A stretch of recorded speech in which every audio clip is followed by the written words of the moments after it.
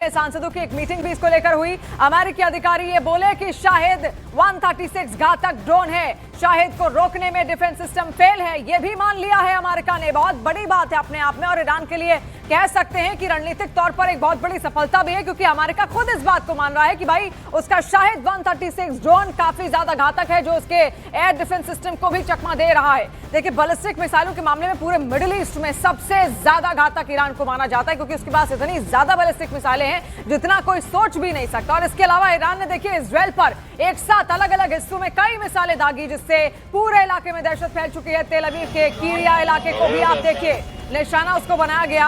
Israel का रक्षा मंत्रालय भी यहीं पर मौजूद है। रक्षा मंत्रालय के पास का ये इलाका जोरदार धमाकों से दहल उठा और सड़कों पर खड़ी गाड़ियों के परखचे उड़ गए। चारों तरफ धुआं और मलबा वहां पर फैला हुआ दिखाई दिया।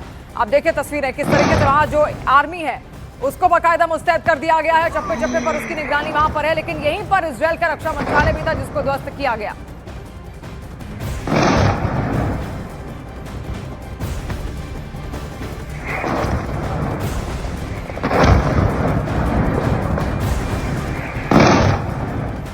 तो देखिए, ईरान लगातार इजराइल और अमेरिका को जवाब दे रहा है, लेकिन ईरान का सबसे बड़ा टारगेट इजराइल है। कहां कहां और कैसे ईरान टारगेट कर रहा है, एक रिपोर्ट को आप दिखाते हैं।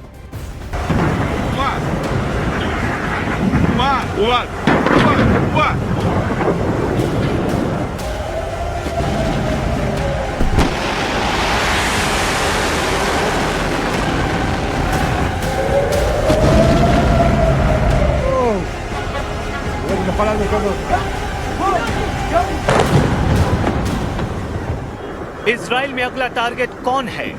ईरान में सर्वोच्च नेता अली खामेनेई की हत्या का बदला लेने के लिए ईरान कहां-कहां मिसाइल दागने जा रहा है। ईरान के टारगेट पर इस वक्त इजराइल की टॉप लीडरशिप है। इजराइल के प्रधानमंत्री बेंजामिन नेतन्याहू, इजराइल के रक्षा मंत्री इजराइल काट्ज, इजराइल के सेना अध्यक्ष इयाल जमीर और इजराइल की खुफिया एजेंसी मोसाद के चीफ डेविड बार्निया। इन 4 लोगों के खून का प्यासा हो चुका है ईरान। ईरान में हमले हो रहे हैं, इजराइल में मिसाइल गिर रही हैं। जहां इजराइल की खुफिया एजेंसी मोसाद ईरान में एक्टिव है, वहीं ईरान के खुफिया हिटमैन इजराइल में टहल रहे हैं। ये बात नेतन्याहू भी बहुत अच्छी तरह जानते हैं, और यही वजह है कि इजराइल इस वक्त ईरान का सबसे बड़ा टारगेट बन चुका है।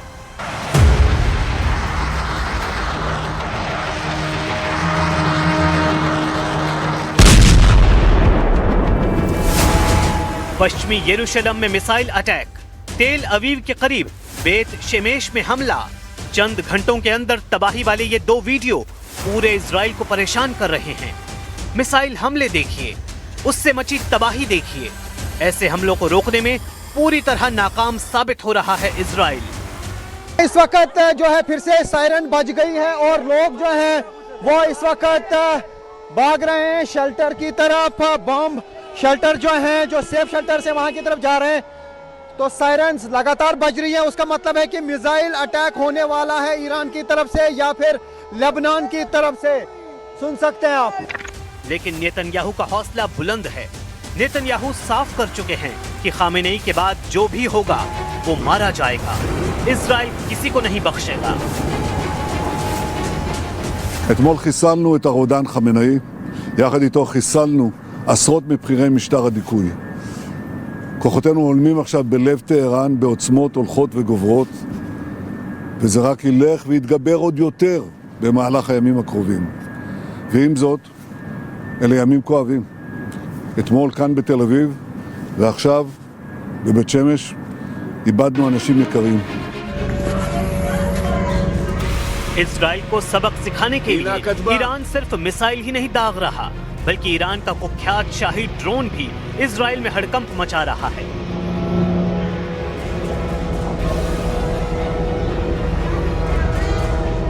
ये वीडियो उत्तरी इजराइल से आया है, जहां ईरान का शाहिद 136 ड्रोन अपनी बदनाम आवाज के साथ तेजी से उड़ रहा है।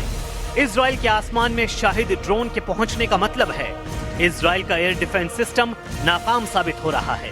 ये ड्रोन 2000 किलोमीटर दूर से उड़कर इजराइल पहुंच गया और इजराइल इसे रोकने में फेल हो गया।